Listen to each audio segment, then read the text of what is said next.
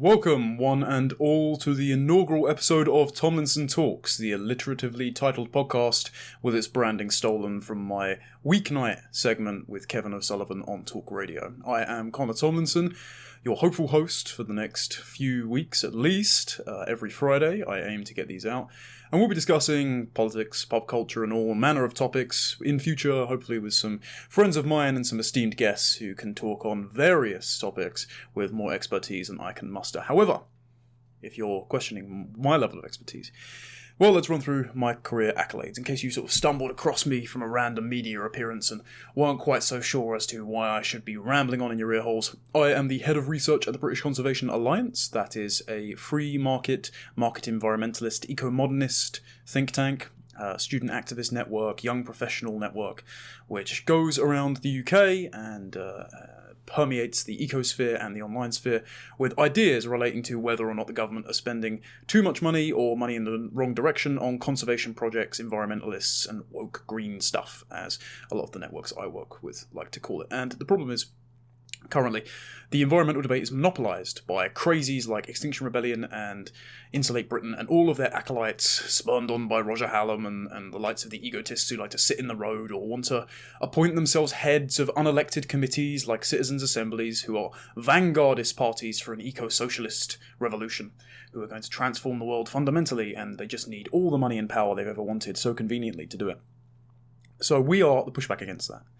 And I, for the last few years, have been writing about conservation issues, about making free markets more accessible to people on the lower end of the economic ladder, and against the sort of oligarchy that we've seen rising under the pretense of climate emergencies and COVID, particularly especially, where the whole world was shut, and suddenly people go, oh, lockdown's a really good idea for lowering emissions. Maybe we should start restricting people's liberties. I write for outlets like The Federalist, American Spectator, American Institute of Economic Research, C3 magazine, on all sorts of issues relating to energy security, national security, environmental policy, and personal freedom.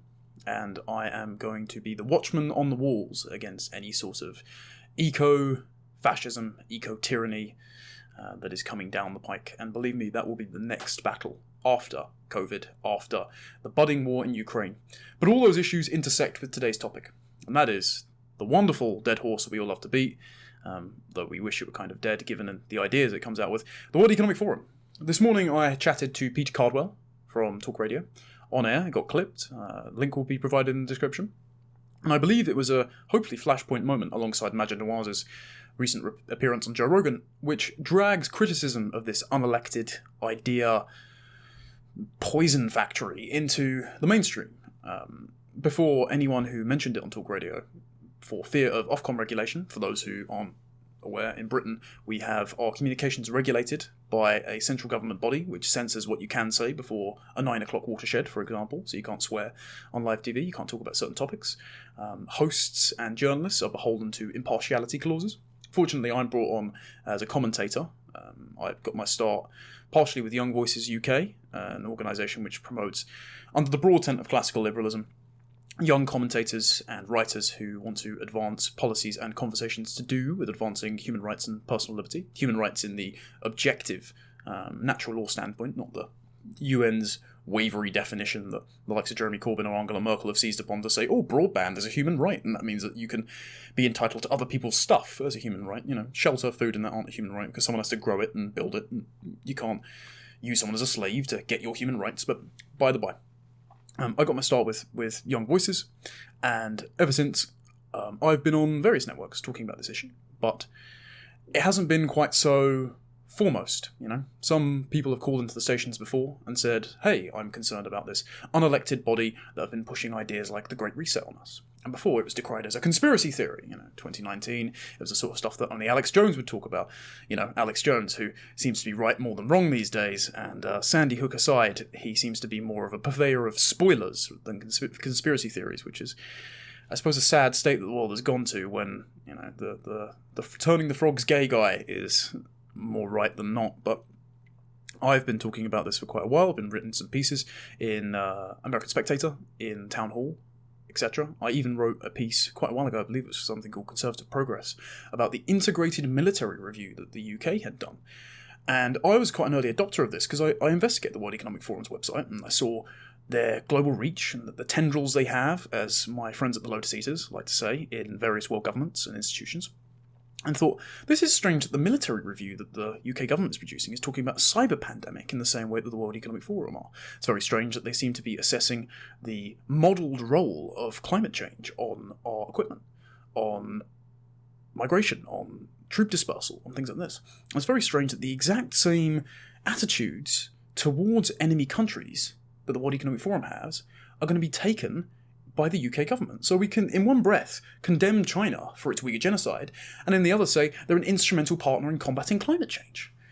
I mean, I don't know about you, but if Hitler was still in power, to use Godwin's law here and drag it down into the mud, but, China are engaged in a genocide, and they are almost exactly similar policies, just with the sort of technological advancement that Hitler could only dream of using Lebensraum with their Belt and Road Initiative, expanding out into other countries and seizing up their infrastructure because they can't create wealth themselves, they can only extract it.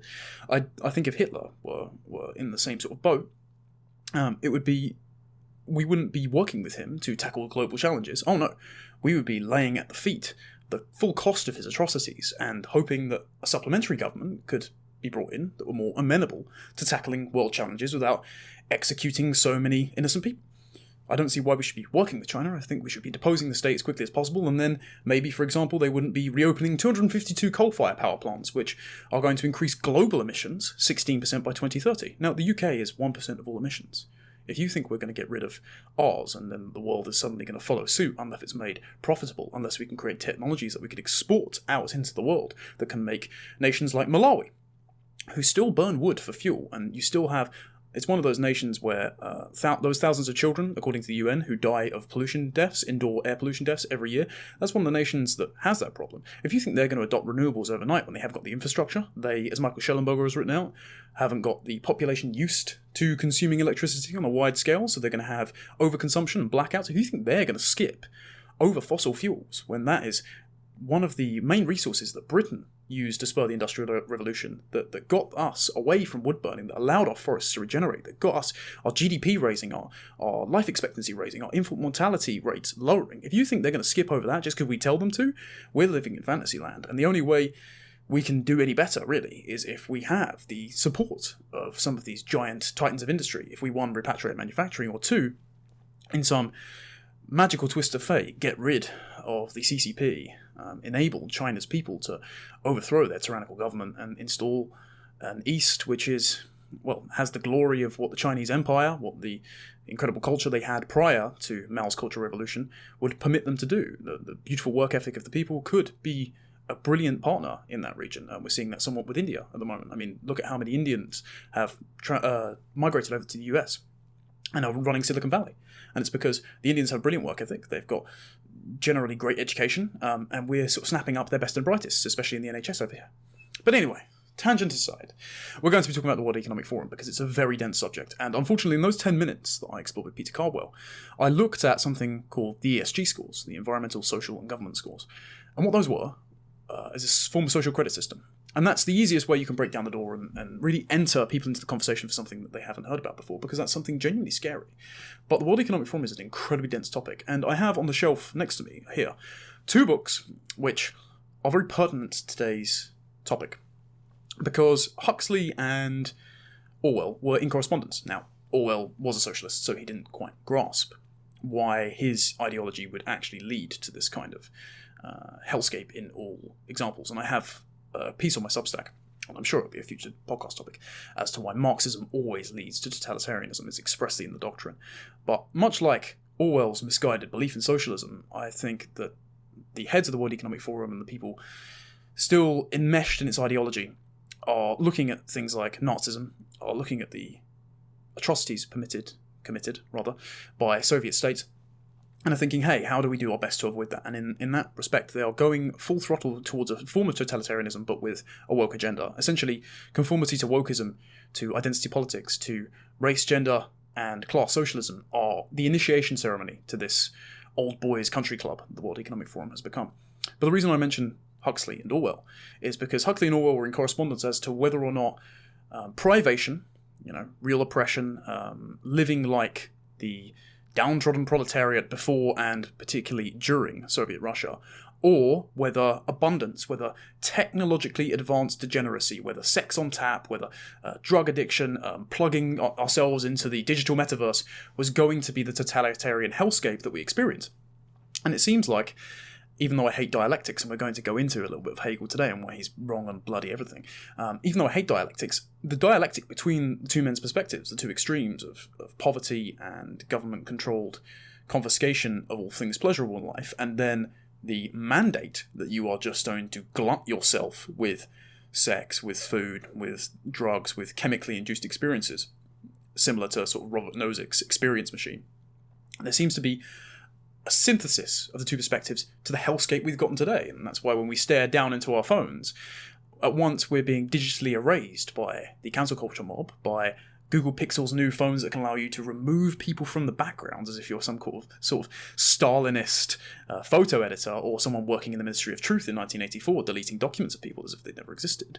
And also the consumption of soma, the addiction to pornography, the drug and drink and suicide epidemics that have come under lockdown, the rampant promiscuity, the rise of the scourge of social abnormality that is OnlyFans. All of those things have become combined of where we are more atomized and more addicted and more technologically advanced and more spiritually poor than ever. And all of these things, the world economic things, are great ideas. So, this is why it is imperative that we tackle this very unelectable, very unaccountable institution which has performed a sort of what James Lindsay and Jack Posobiec seem to call elite capture or elite convergence on our society. This stranglehold over the minds of the people that have the levers of power and have consolidated ever more power during this recent pandemic. So, who are the World Economic Forum? Well, they are a large think tank based in Davos. They have an annual meeting every, I believe it's January. One just happened. That was some of the videos floating around that you may have seen of Klaus Schwab introducing Xi Jinping, saying he echoes the Presidents for Life's, I suppose you could call him charitably, remarks that the world should be one large boat rather than a bunch of disparate small boats, i.e. an international communist government, workers of the world unite, under Xi Jinping's conception and clearly Klaus Schwab's conception. It's staffed by Klaus Schwab.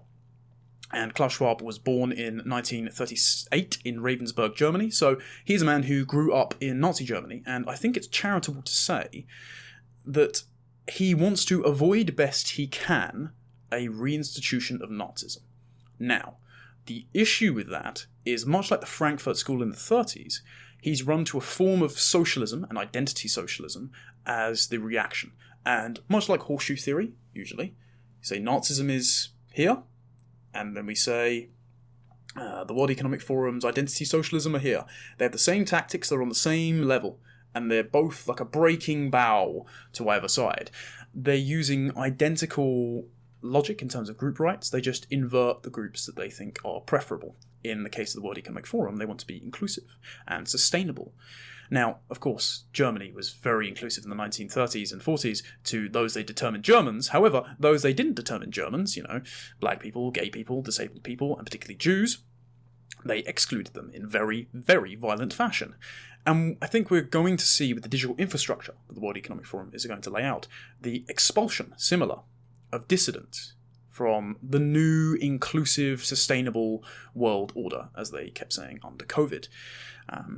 So, Schwab, charitably, wants desperately for the world to avoid being Nazis. But, as we have seen with the craziness perpetrated by the German government in the last 100 years, in its desperate attempt to move away from Nazism, to the point of where, if you look into some of the reporting about where they placed children in daycare to do exposure therapy and make them more sexually liberal to avoid Nazism, we have done horrific things in our run away from horror.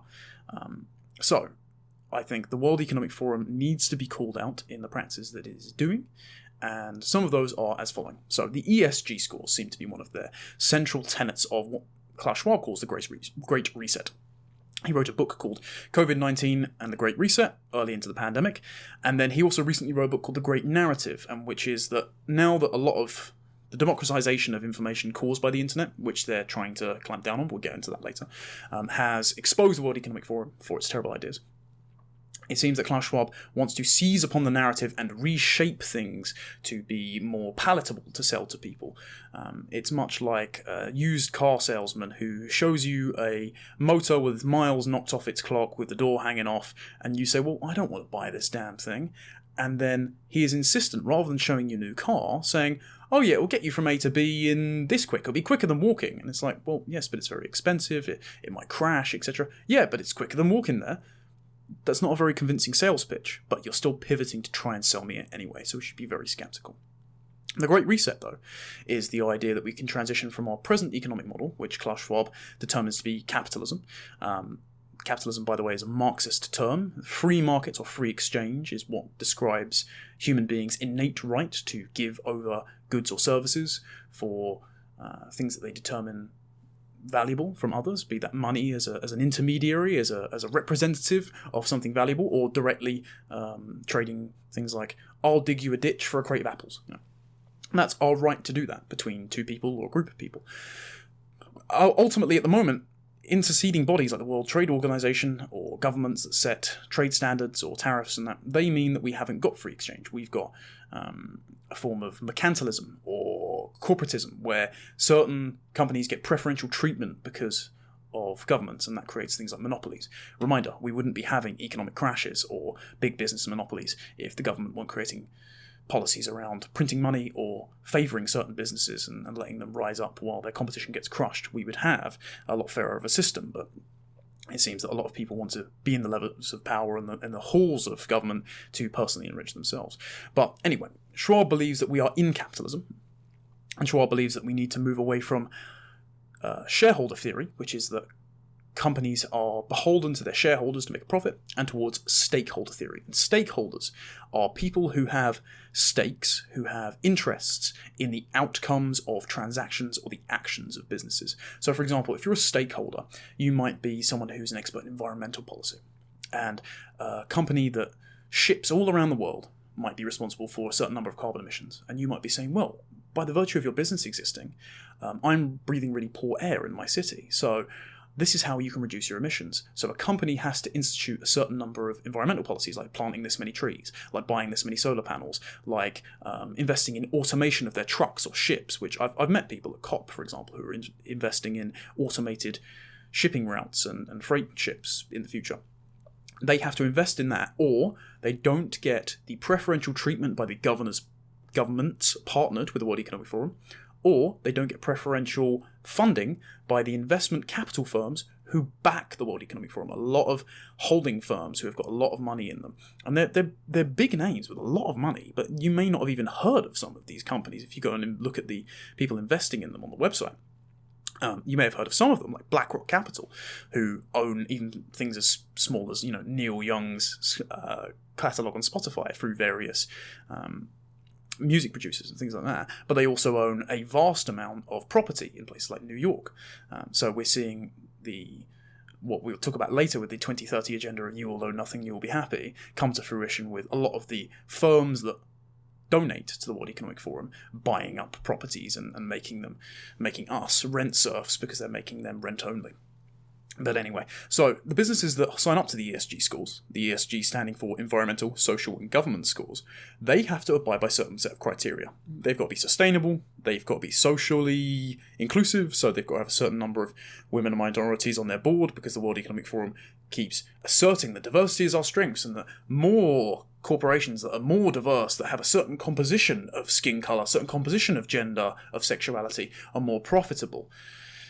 They're fudging the numbers there because, of course, they're the ones investing and they're the ones skewing which businesses have more money to make money, but neither here nor there. And then the government scores are businesses which are aligning with governments which perpetrate and are repeating ad hominem, or verbatim rather, the World Economic Forum's preferred values, and those claim to be democracy. But as you've seen, anyone who reads a lot of socialist texts from Marx and Engels, looks at any of the names of the socialist governments throughout history, even Korea standing now, democratic is often a dog whistle for Marxist or socialist. Because if you appoint yourself as spokesperson of the will of the people in Leninist fashion, if you're a vanguard, if you're a party acting on behalf of the proletariat who have sat around and because you're not working out in the field all the time, you've read all this Marxist theory, you believe that you're an expert in speaking on behalf of the downtrodden, then it doesn't need to be a true democracy. It doesn't need to have one man to every vote. You can actually have a dictatorship that just represents people, and that can somehow, in double speak, thanks Orwell, that can be a democratic representation. You can speak on behalf of everyone you're oppressing. It's a bit of doublethink, but then again, if you judge by the postmodernists, all the French intellectuals that kept pushing communism, and they retranslated it into things like feminism, into eventually critical race theory in the 90s in America, logic isn't high on their list. They actually believe that logic is a tool of white supremacy, is a tool of patriarchy, is a form of false consciousness, a concept that Marx developed to say that the working classes believe so well in their own oppression that they can't rise up, and so they've got a false consciousness. True consciousness is Marxism, is the abolition of property, is the abolition of class, is the violent murder of the bourgeoisie, the property-owning capitalists. He wanted a revolution so bloody it made the French look like child's play. That's what he and Engels wrote down. Engels actually said there's going to be a world war coming. He predicted this in the 1800s. There's going to be a world war coming, and the global conflict will devastate, thousands of millions of lives. But in the end, that'll be really advantageous for socialism because the scale of the atrocity will show people just how much class has blood on its hands. And that echoed, years later by Mao, the Chairman Mao of the People's Republic of China, who said, even if nuclear war kills half the world, the remaining half will be socialists, so it will be worth it. So this was the threat of the Cold War. If anyone didn't believe that, nukes could have been launched, they absolutely could have. And to this day, Cold War hasn't really ended as we're seeing in Ukraine, but I'll move on to that slightly later. So the World Economic Forum's environmental, social and government scores, going back to that, they are going to be implemented in businesses because businesses want the backing of those financial capital firms. They want preferential treatment by governments. They want to avoid things like the road taxes, or they want to be on the lower end of corporate taxes. The G7 just got together and 130 countries signed a uniform corporate tax rate of minimum 15%. Now, those are being raised variably in different countries. I know the US has slightly higher now. I believe it's 20%. But what it does is it creates an extortion racket, a sort of cabal of international actors who set a blanket entitlement to the profits made by entrepreneurs. Now, I am to say that I think certain taxes should be targeted towards things like Amazon and that, who got preferential treatment under lockdown, because the government created that problem. It created those monopolies, and a sensible government who would replace all the people that put lockdown in the first place would make the playing field re-leveled and allow people to compete with Amazon, etc. And they should cut into their profits that they accrued over that time unfairly, because they were the only extortion racket around, because everywhere else was shut. However, that's not the situation we're in. It seems like, with the things like the G7, the flat corporate tax rates, if everyone adopts these ESG scores, then you're going to have no place else to run. And the incentives, again, are there. Governments treat businesses favourably, the World Economic Forum gives them money, so they have the incentive, the perverse incentive, to adopt these scores. So how do they qualify for the funding? How do they qualify for preferential treatment? Well, you've got to gather a certain amount of data, so you can give reports to your stakeholders every quarter, every year, etc. So how do you gather data on how well you've achieved these ESG scores? Well, I suppose there's two sections, isn't there? There's what the company does, how many trees it plants, how many members of its board are from LGBTQ, LMNOP, Jumanji backgrounds, or how many solar panels it invests in, how many campaigns it donates to for democratic or socially liberal candidates. And then there's its customer base. It's how wide its reach is. It's how on board with the idea its customers are. And take a flick through this little pamphlet that your bank gives to you every now and again. If you want a real insight into how far the needle has moved towards adopting this inexplicitly. I bank with Nationwide and Barclays, among another, and they send through little pamphlets updating you on their social action throughout the year. And if you're in a building society, you have some sort of say in who is elected as the head of the bank, and they petition for your support, much like a politician might ask for your vote. And in there, there's a lot of praise saying we've supported black-owned businesses, we've supported sustainability, we're celebrating Pride Month. I know Barclays and Lloyds Bank all put up that symbol. I know Calvin Robinson, one of the fellow peers on GB News, actually had a spat and closed down his bank account with one of them because they had the pride flag up. But it seems like if our financial institutions are on board, if our companies are on board, we have nowhere to turn if you're a dissident. Because let's say they gather all this data on you. Let's say they really want to meet their targets. Well, if you're the outlier, if you're the odd one out, if you're on their list as someone who's tweeted something against the LGBT acronym in the past, even if it's something so innocuous as supporting Dave Chappelle's Netflix special, The Closer, then they might be able to turn your bank account off. Now, we saw that happen with white nationalists before, self-declared or just those who have been labelled white nationalists by the media. We've seen people deplatform from PayPal, from Chase Manhattan. We saw Justin Trudeau freeze the bank accounts of not only the trucker protesters in Canada, but anyone who donated to them. We saw GoFundMe confiscate all of their money and attempt to redistribute it towards charities that they believe were more legitimate. Now, a lot of people were going, well, hang on a minute, won't that be BLM? Something like that, because of course they have stakeholders. They see themselves not as in delivering a profit for their shareholders, the people that own the company, by doing the service between the people that invest in something, like the trucker protests, and then the commission they take for the people that run it on the software side in Silicon Valley. No. They see themselves as responsible not to making a profit, but to the social good they can do. So that's their stakeholder theory. It's the same as the World Economic Forum. If all those people are involved in that, we've seen that precedent set by the removal of financial transactions for dissidents, then imagine when the Overton window shifts and quicksand beneath your feet starts swallowing you up just because you said something innocuous as, well, net zero might be expensive. I've said that. I'm a conservationist. God knows what happens when someone perhaps a little bit more extreme and unorthodox goes out and says it. I mean, that's why do you think Alex Jones is screaming at the sky so often? The man said so much that is against the global elite that he'll be gone by tomorrow if this sort of social credit system comes in place. And I say social credit system to draw comparisons to the Chinese, not only because the likes of Klaus Schwab have shown their affinity for Xi Jinping, but the likes of Henry Kissinger under President Nixon wanted to liberalise China. The same with Bill Clinton, who saw that China needs to be a better global trade partner. I believe there was the sort of idea that no two nations that have a McDonald's in them have ever gone to war before. I mean, obviously now that we see that with Russia and Ukraine, that's not quite the case, but the idea that the neoliberal world order could liberalise trade to the point of where everyone had the same material access and it would abolish all ideological concerns, a bit like Francis Fukuyama's end of history idea, another Hegelian idea, funnily enough. The idea that we could overcome those difficulties with China has been one that's permeated our political class, that elite capture, again. But also that we can sort of take our lead from China has been very much the case across the Western world during COVID. The UK and Italy were the first people to institute lockdowns. And Italy did it, I'm not particularly sure the policy reasons why. I'm sure someone from Italy would be great and more acute tracer of the origins within their halls of government as to why they instituted lockdowns. But over in the UK, it was Professor Neil Ferguson. He's an epidemiologist, I believe, at King's College London, and a member of SAGE, the Scientific Advisory Committee for the government for pandemics, who are now moving to climate change, funnily enough. And Neil Ferguson turned around and said in a piece for Unheard, I believe that they've recently published this quote, that we saw China instituting lockdowns, then we saw Italy instituting it, and we realised we could get away with it. Now, if get away with it doesn't scare you, I don't know what does. And we know on SAGE it's headed by Susan Michi, a lifelong member of the Communist Party, whose daughter, funnily enough, recently was involved in a lawsuit with one of the presenters of Countdown, Channel 4 quiz show in the UK, daytime TV show, for saying some anti-Semitic remarks in relation to the attempted election of the former Labour candidate, open communist, Jeremy Corbyn. And her husband wrote for a form of Pravda.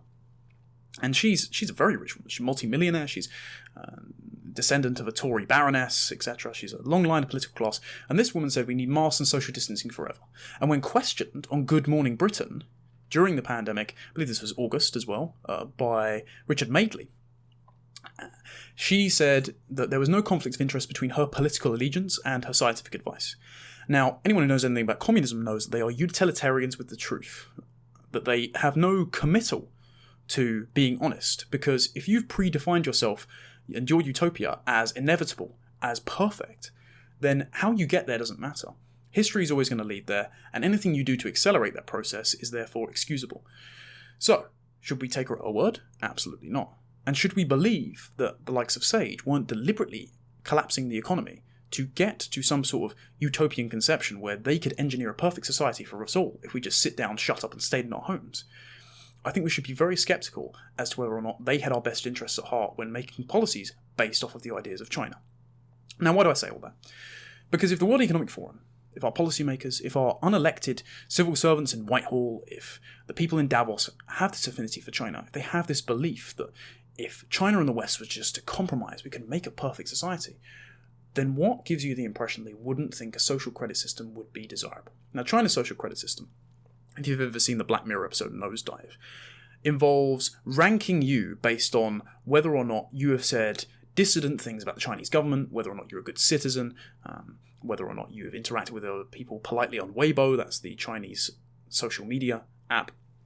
And if you have said dissident things, like, who's the gentleman that Count Dankula did a video on? A Chinese MMA fighter, for example, he used to complain about Tai Chi not being a legitimate martial arts discipline. Now, the problem is, Tai Chi has a rich cultural history in China, and the Chinese have a bit of a strange attitude after Mao's Cultural Revolution.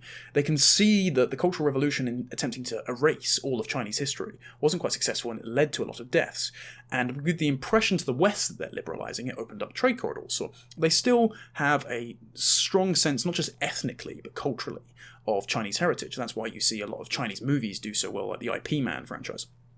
If you say something like Tai Chi, discipline practiced by yoga mums in the park, is about as deadly as Pilates, but if you say that Tai Chi in China isn't a legitimate martial arts discipline, well, much like this gentleman who tried to make MMA take off in China, he couldn't buy, rent or purchase property, he couldn't use public transport without smuggling himself on. It's an insane prospect. So you get rank ordered as a citizen based on if you say and do things that the government likes. And the way they can do that is because their money is digital, everything is purchased digitally. There is a facial recognition system for cameras that, for example, if you walk across the road without waiting for the green man to show up or the crosswalk to light up or whatever the hell Americans say, your face can be recognised automatically, checked against your citizen's profile, and an alert comes up on your phone saying your social credit has been lowered, you're not able to buy from this, and this place today. So it's an automatic detection system. And China want to roll that out across the entirety of Africa and anywhere else they subsumed in their One Belt, One Road initiative. It's named after the Silk Road, which was the trade route that used to run from China all throughout a bunch of countries a few hundred years ago. And their idea is to create a digital Silk Road through expanding the infrastructure in various countries. For example, Zimbabwe recently defaulted on the loans given to them by China to build up the infrastructure, mainly because there was no job creation opportunities by China because they moved in their own people and they used a bunch of bunk steel that isn't going to last very long. But Zimbabwe defaulted on the loans. Their currency isn't all that. They've got no great exports. And so China moved in and went, okay, well, you can't pay us back. We're going to take your only airport in the country. Well, that's terrifying, particularly when, for example, the British government and Prince Charles just handed off Barcelona to, not Barcelona, what country is it? Barbados, to China, who were sitting there going, touting Black Lives Matter talking points and saying we are under the heel of white supremacy by still being part of the British Empire, even though their parliament is entirely black. Doesn't explain a lot, but the ideology is there. Anyway, so the idea that China wants to expand this Belt and Road initiative throughout the world, well, one, they're creating the digital infrastructure for us to have to adopt it if we want to trade with a lot of these countries. These countries are being, as I've written in the American Institute for Economic Research, driven into the arms of China by the pure virtue of us putting things like carbon taxes on imported goods, potentially. Because, like with Malawi, these countries need to burn fossil fuels. These countries need rudimentary infrastructure until we can make renewables that don't crash all the time, that are cheap to export, that we can build up in countries around the world that don't have a grid yet. They need to do these things. But if we put extra costs on them, we're just going to price them out of the market. And that doesn't mean that the need goes away, but it does mean they're going to seek their supply elsewhere, like China. This is why a lot of people are worried with deplatforming Russia from SWIFT. Now, allow me to be clear. I endorse sanctions on Russia financially. I think the Russian people should get rid of Vladimir Putin. I'm not saying that it's going to be easy, but I'm saying that, well, it's better than NATO intervening and creating a nuclear war. No tyrant should ever rule over the people, and you are entirely sovereign unto yourselves, and God bless the Russians who don't support the war, and God bless the Ukrainians in defending their homeland. But deplatforming Russia from SWIFT, ensuring that Switzerland break their neutrality and also adopt sanctions on Russia as head of the global financial system, making sure that Google and Apple shut down their payment processing systems, that the Russians are reliant again on finding a parallel economy. That's going to drive them straight into the arms of China. Particularly, even though China haven't, if you noticed, condemned Russia publicly, I think it's not that they don't despise Putin's terrible tactical acumen at the moment. It makes them a lot harder to invade Taiwan if NATO is very allied. But they don't want to annoy Putin if they think that Putin can still get away with withdrawing from Ukraine and backing off and staying in power for a while, because if they can snap up Putin's dependency in the post-war aftermath and make Russia part of One Belt and One Road, well, they've got the access to the Baltic Sea, they've got access to various oceanic trade routes, particularly if those borders expand under the climate scenarios they're modelling. Russia's not too far from Alaska, for example, so they can get access to America. And also, China are thinking, if we get access to the oil pipelines, because, UK and all of the European nations are currently crashing their net zero requirements, they're crashing their energy stability. We own 80% of global battery manufacturing. We've just captured the lithium reserves in Afghanistan.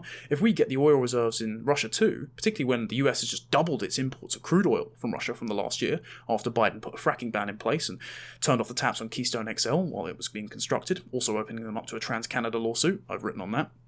Then why the hell don't we bring Putin into the fold and absorb them into this parallel economy? But anyway, all of that aside, back to the World Economic Forum. The ESG scores, the point of those is that if you don't believe that our elites wouldn't adopt an ESG score social credit system, then you haven't been paying attention to how much influence the Chinese model have on our policymaking, and exactly how much influence the Chinese have around the world where the West has just neglected to. I know the EU were trying some sort of imperial expansion into Africa a while ago. Clearly it hasn't been working and they're on the back foot.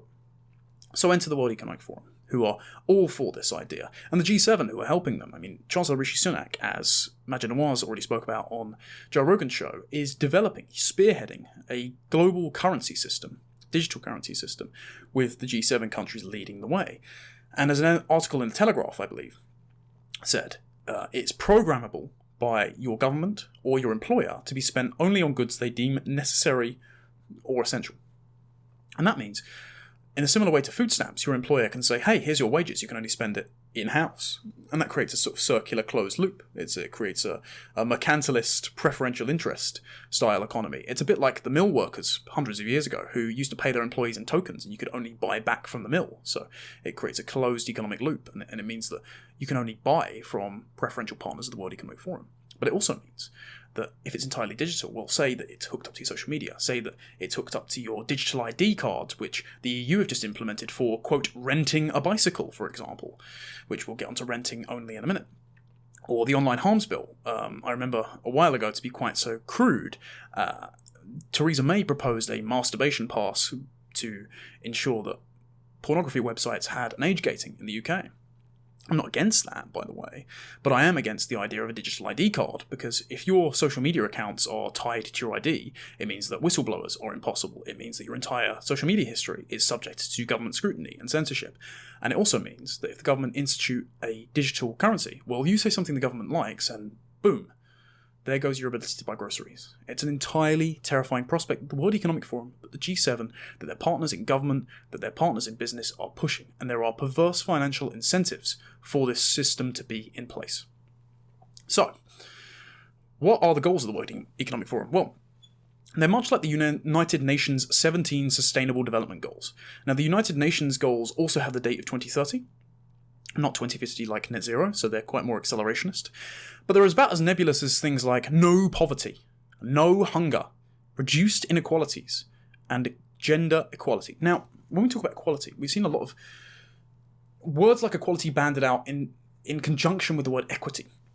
And equality, they clearly don't mean equality under the law, because we already have that in plenty of countries. They clearly don't mean equality of opportunity, because we have that in plenty of places. If you're speaking about equity, you mean equality of outcome. And that means you're designating certain groups in society, arbitrarily often, because they're identity rather than self-associative.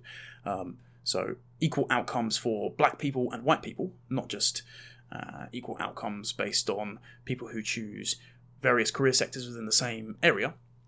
You know, like fair pay, for example. There's already laws against paying people differently that take the same job but have different characteristics like gender, sex, disability, etc. They're talking about equal outcomes. I mean, that's a terrifying prospect, because then that cements them, whether it's the UN, whether it's the World Economic Forum, whether it's the World Trade Organization, whether it's the government, in a position of authority over you. Because if there has to be an equal outcome, but you have innate differences with people, and people won't self-organize into roles which give them equal material outcomes, well, there needs to be someone redistributing those materials at the top, doesn't there? If the world is a fixed pie, there needs to be someone cutting it and handing it out on a plate. And if you upset the person cutting the pie, well, you could have that plate taken away from you, or worse, have the pie-cutting knife plunged into your hand as you reach for your slice. And also the idea that we're going to eliminate poverty. I mean, do you have a definition for poverty or equality? Do you mean relative poverty? Or do you mean absolute poverty? Define absolute. I mean, we've already seen with the social cost of carbon, for example, how you can fudge the numbers depending on your economic modelling. And how can you make something like that, a social cost of carbon, which says that carbon in the atmosphere has only negative effects, and you can control the scope of where those negative effects are felt, and you don't have to say that it may be a more beneficial cost to have the rapid carbonising of the electricity grid in certain countries so they can adopt renewables down the road. If you can just manipulate the statistics, like Mark Twain once said, there are lies, downlines, and statistics. If you can do that and make that the predicate for public policy, as we saw with COVID, I mean, that's an endless justification for your own authoritarianism. That's to say, you've got an endless march towards the number of outcomes that you need to engineer as perfect. This is something that Jordan Peterson once said about Sam Harris's problem with the well-being economy, the well-being system of social morality. He said that there's an unlimited number of factors determining well-being. I mean, are you going to say not only do people need equal opportunities and outcomes in their career prospects, but do you also need to say that people need to have equal outcomes in their happiness, in the sort of biochemical levels of life satisfaction? How do you quantify that, etc.? But the problem is, the goal is never, much like with Marx's dictatorship of the proletariat, the goal is never the actual end state they claim to be pursuing. The goal is to amass the power and money in the interim that they say will require to get us there. Because if they don't define where you're heading, it must be assumed that the journey is undertaken for the sake of the journey. And it's very dangerous when that journey involves you on a rope running alongside the car because all the seats are occupied by everyone else who wanted to sit in there in the first place, even though you filled up the gas tank. It's a pretty terrifying prospect. And speaking of immiseration and the long road to it, I have written about the goods versus services economy for the American Spectator, and the subtitle was A Road to Immiseration. And immiseration is the idea that socialism will, even though it states to be pursuing material equality, will lead to a society of privation. Well, written by Ida Auken, who is a Danish member of parliament, it was the great article, Welcome to 2030. I own nothing, have no privacy, and life has never been better. Now, this was accompanied by a video by the World Economic Forum that said, our vision for 2030, what is going to happen. And in that video it said, you will eat less meat, meaning they are going to put restrictions on what you can eat. They are going to, just as like Bill Gates, for example, is the largest owner of farmland in America, they're going to push on you things like Beyond Meat, plant-based alternatives. I've got an article in C3 magazine coming out about this, about how they're not necessarily nutritionally better. It involves things like genetic modification of seeds, so that creates serious and legitimate concerns about privacy violations, about, as we've seen about the debate of vaccines recently, which I can't talk about because of YouTube, but whether or not bodily autonomy is possible under a regime which tells you what to put in your body, even if it's good for you. It also included in that video the idea that the West, and America specifically, won't be the world's leading superpower, again, pushing China. And it also said, I will own nothing and I will be happy. The idea that you will have an algorithm determining what is best for you on that particular day, and it will be delivered by drone to your door. The idea that between use of your house, it can be rented out for business meetings, and there are certain companies, I believe there's one in the UK, that rents out homes as office spaces temporarily during the day. So you're already seeing this starting to be pushed. This accelerated under lockdown when you saw the door-to-delivery service economy massively expand with things like Get It, I believe is the name of the company, or Deliveroo, Uber Eats, Just Eat, convenience-based food, DoorDash, Postmates, all these sorts of things. The massive expansion of the just-in-time economy, which we've often seen grounding to a halt due to the sanctions the EU has placed on border tariffed goods in Ireland and going across the Dover crossing into the UK because of Brexit, we've seen how that can be very precarious and collapse. But the World Economic Forum seems to believe that that is the way to do things. And if we fully automate everything with drones, then everyone just gets to sit at home and consume. We were all the consumers, the sort of soy-based Wojak meme with our mouths hung open, addicted to soy, addicted to the bread and circuses of Netflix, and whatever goods are delivered by drone to our door that day to keep us happy, like magpies obsessing with a clangling bunch of keys. But the idea that someone wants to expropriate your property and privacy and is sitting as an MP in the Danish parliament, well, that's a terrifying prospect, isn't it? And how the hell did she get so high with such terrible ideas? Well, this comes to the notion of the World Economic Forum's Young Global Leaders program. And Klaus Schwab has boasted about this. He said, "We have penetrated the cabinets of the places like Argentina, of France, of New Zealand, and particularly Canada with Prime Minister Trudeau." The reason this clip came out, circulated so recently, is because Justin Trudeau's tyrannical clampdown on the Freedom Convoy, on the truckers protesting in Ottawa about the government firing the first shot across the bow and saying, you need to be vaccinated or else. And I spent time at COP26 with the Shadow Environment Secretary in Canada, a member of the Conservative Party. And he's a very nice man. He was a former MMA fighter and he owned a martial arts gym, and I got chatting to him, and he's very amenable and amiable, as most Canadians are. But then screenshotted on his phone background, was his vaccine passport QR code. And it seems to be very normal, even among the so-called Conservatives over in Canada. I know they've just deposed their leader, so hopefully it changes quite a bit. And it seems that the Conservatives in Parliament were wanting to back the truckers for a while. But it seems very normal that the Canadian government want us to authenticate our vaccination status. Now, why would that be? Well, as Majid Nawaz once said on the Joe Rogan clip that went very viral, you're creating a checkpoint Charlie system for digital medical identification systems. So what happens if you have a social media ID, for example? What happens if you have a digital currency? All of those become consolidated into one app, sponsored by the government, of course, for your convenience. Well, it's only convenient until that gets all turned off. But that's only a worry if every government agrees to that, right? Well, I've already laid out why there might be the financial and trade infrastructure there and incentives there for businesses and governments to adopt this scheme. But why would they adopt it if they weren't on board with monetary benefits, hypothetically speaking? Well, the reason this Danish Member of Parliament has risen through the ranks so much is because she's part of the Young Global Leaders scheme from the World Economic Forum. What's that? It could be easily described as a summer camp for the new generation of political influencers, of movers and shakers, of kingmakers in the political sphere. After their parents' generation, the post-war generation, the generation that Klaus Schwab himself belongs to, obsessed with the denazification of all of the future, of the kind of belief that from the Holocaust, no poetry can ever be written, because there's such brutality in the world that it mandates that we never do things the same way again, that we have a new normal, so to speak, that we heard throughout COVID. The Young Global Leaders Foundation imbues with all these new ideas, all these new connections, these networking events, these seminars, these annual summits at Davos to exchange ideas and debate on the stage, or the pretense of debate at least, to have the Hegelian dialectic. A dialectic which, much like Hegel wrote in the introduction to one of his books, always conveniently ends in the submission of the individual will to the collective will of the state, a very German idea which Douglas Murray has written about, the idea of Drang nach dem Absolutum, the drive towards the absolute, which is why Germans make such excellent engineers and terrible political philosophers, because they totalize in obsessive fashion principle till they apply it in utilitarian fashion through state power to all of society to create a utopia. But these are the ideas that are seeping into our political class when they go to this kind of summer camp, grooming them to be the next era of elite.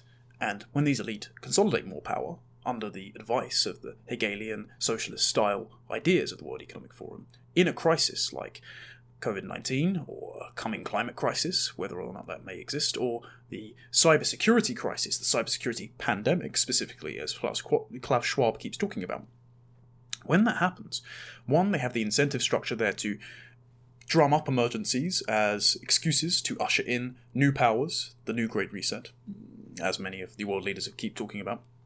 And two, you get this elite capture, where many of the people in power have a universal, or rather international, global agenda. They all sync up despite party differences. We have the Democrats in the United States, we have Justin Trudeau's Liberal Party, we have the Labour Party in New Zealand, and then we have the so-called Conservative Party in the UK, all touting this phrase, Build Back Better, inherited from the 2019 conference in Davos, hosted by the World Economic Forum.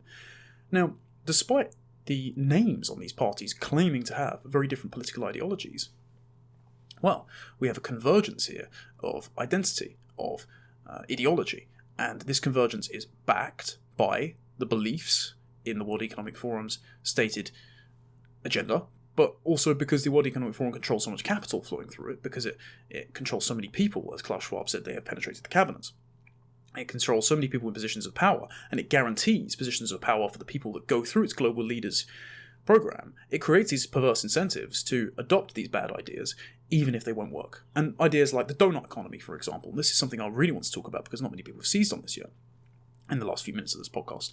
The donut economy is the idea that you can create a circular, fully sustainable economy, and that the current economy is a ring, right? In that ring are all the stakeholders, the people who have social interests, the people who have concerns about democratic stability, and particularly about environmental sustainability. And outside of that donut is a sphere that cannot be penetrated. It's the no-go zone, it's the wilderness outside the Garden of Eden, but inside that donut is a big ring, a hole at the heart of our current economic model, where people fall through the cracks, and you get social unrest, you get dictatorship, you get environmental degradation. Again, it's that idea of exporting democracy around the world, mainly, as Woodrow Wilson, who came up with the phrase making the world safe for democracy, envisioned, through international unelected bodies like the UN, the World Trade Organization, the World Health Organization, and the World Economic Forum. You see how this philosophy of government starts to form. But the problem with this idea is, one, that the economy is circular. It is, as I said earlier, a fixed pie. That's not true. Wealth is not static from the start of time. Wealth is relative. To say wealth is static and divisible equally, equitably, by a centralized authority who cannot be corrupted is a very Marxist idea. But Marx believed in the labour theory of value. And as Mises already refuted, the labour theory of value is nonsense if you cede that the value of something is in how long it takes to make it, rather than how much a person is willing to pay for it based on their need or want for it.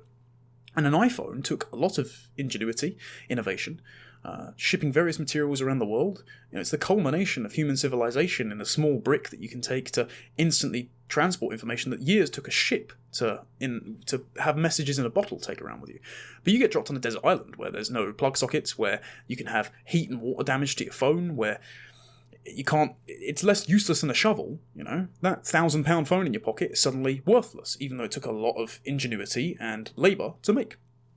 And the same goes for, okay, well, if I took a day to make an iPhone for a factory line, and you took 10 years to make a mud pie, your mud pie isn't more valuable than my iPhone, because we value iPhones subjectively more than mud pies, due to nutritional value and also the fact that you can play Candy Crush while you're standing on a bus or something.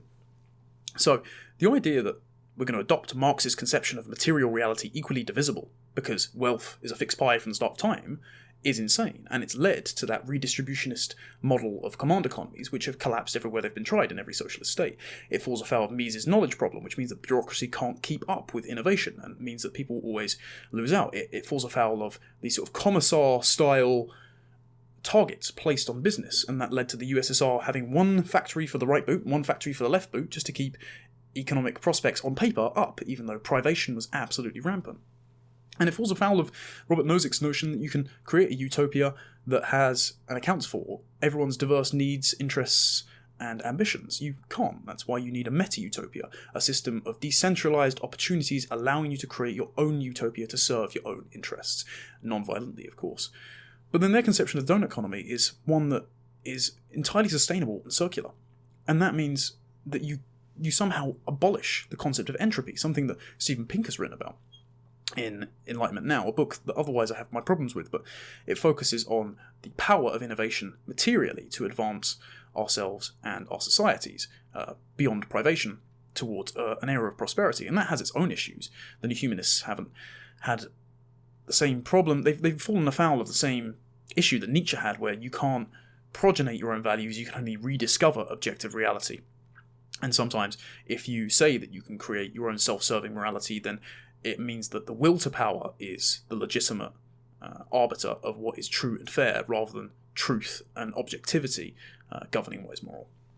But anyway, Pinker talks about how entropy is always inevitable, in the same way that energy cannot be created or destroyed. It can be translated, and over time, everything deteriorates and decays. So if you're saying a sustainable economy won't fall afoul of enforcement costs by state bureaucracy, like Piaget's equilibrated states model that Jordan Peterson's talked about, how tyrannies lose out over time because they've got to spend energy policing the behaviours of their citizens rather than everyone going about enterprise freely and being individually motivated to do things and innovate and do well with the profit incentives provided. And also if they believe that somehow recycling everything over time isn't going to degrade things, one, through the tragedy of the commons, where people with common property don't treat it well. All it takes is one person to smash down a brick wall that took 10 years to build, and everyone suffers because of that. If anyone doesn't believe that public property is defaced, by the way, go look at your local park benches or a student toilet and tell me if anyone keeps those up. But also the idea that over time things won't be lost naturally anyway. Entropy always sets it. It's like what Dr. Manhattan says with his cyclical conception of time and watchment, I think is wrong. It's closer in the doomsday clock to what he says is true if everything ends. Everything always has an end point. We are going to reach a time where things have decayed to the point of where they are immaterial.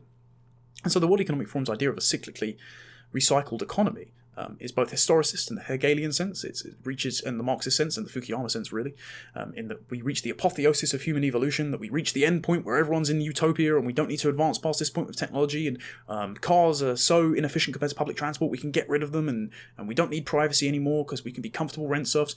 We reject that. Humanity always strives towards freedom, not necessarily sort of material satiation. We don't need to be people fat and happy and floating around in Wally chairs because you have this crisis of meaning. That's why suicides went up under lockdown, when everyone had the excuse to sit at home and be paid to watch Netflix and look at porn and everything else. That's why people were utterly miserable and took their own lives in record numbers. But the donut economy doesn't work on a fundamental level because it rejects human nature, it rejects how the universe works. However, it's still being pushed. It's still being pushed as an idea that we want to close this gap, that we want everyone to be materially equitable, that we want the whole world to halt its carbon production overnight and have an entirely sustainable economy. And yes, it would be nice if we could reduce pollution. Yes, it would be nice if less people were poor. And we are doing that over the course of whole human history. But this sudden acceleration isn't going to work. It's going to be costly, it's going to cost people's lives, and it's going to march us straight into totalitarianism. And the bad ideas of the WEF are being picked up by people who are being groomed through its Young Global Leader program and being entered into the halls of government. It should be very concerning to everyone that, much like the EU in 2016 when we had the Brexit vote, that we rejected an imposition of an unelected, very German philosophy on us little old Englanders, on the Anglosphere that we progenited with America and its revolutionaries, with Australia and the convict camp that it sadly has become again, but the English-speaking world was the bastion of freedom and individual rights, and the conception that every man is sovereign in his own castle. And now we're having, even after rejecting the EU, another unelected, illiberal, continental philosophical body projecting on us the idea that we shouldn't have property and that we should be happy slaves living under their ideal conception of utopia.